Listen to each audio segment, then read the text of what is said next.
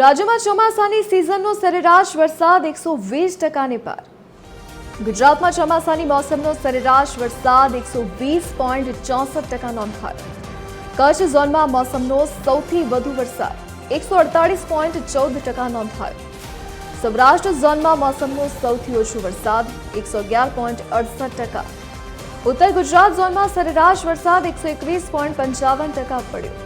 મધ્ય પૂર્વ ઝોનમાં મોસમનો સરેરાશ વરસાદ 118.47% નોંધાયો. દક્ષિણ ગુજરાત ઝોનમાં મોસમનો સરેરાશ વરસાદ 127.65% નોંધાયો.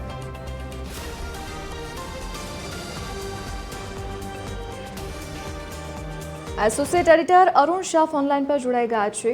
જે અરુણ, રાજ્યમાં સરેરાશ કેટલો વરસાદ? ગતિ સૌથી મહત્વપૂર્ણ છે કે હાલના તબક્કે જોઈએ તો મોસમની દ્રષ્ટિએ શિયાળાની મોસમ ચાલી રહી છે અને શિયાળા દરમિયાન પણ ચોમાસાનો જે રીતે માહોલ સર્જાયો છે અને પરિણામે કહી શકાય કે સામાન્ય વરસાદ જે સરેરાશ હોય તે વધુને વધુ પણ વધતો જાય છે.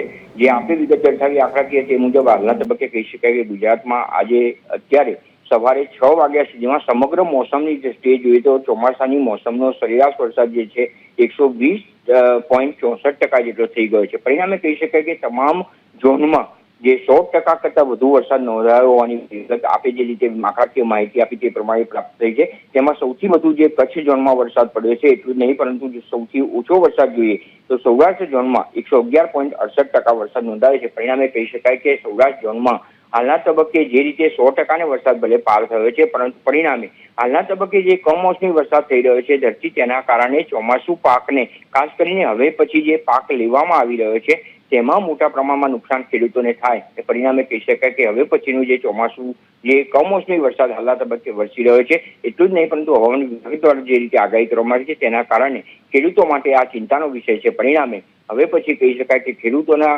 સંદર્ભ જે પાક લેવાઈ રહ્યો છે તેને મોટા પ્રમાણમાં નુકસાન થયું. તેના સંદર્ભમાં સરકાર દ્વારા રાહત પેકેજની માંગણી પણ ખેડૂતો દ્વારા કરવામાં આવી છે. પરિણામે હાલના તબક્કે કહી શકાય કે કમોસમી વરસાદ ખમૈયા કરે તો સારું તે પ્રમાણેની લાગણી ખેડૂતો પણ દર્શાવી રહ્યા છે. જી ધરતી. જી અરુણ, વિગત બદલ આપનો આભાર.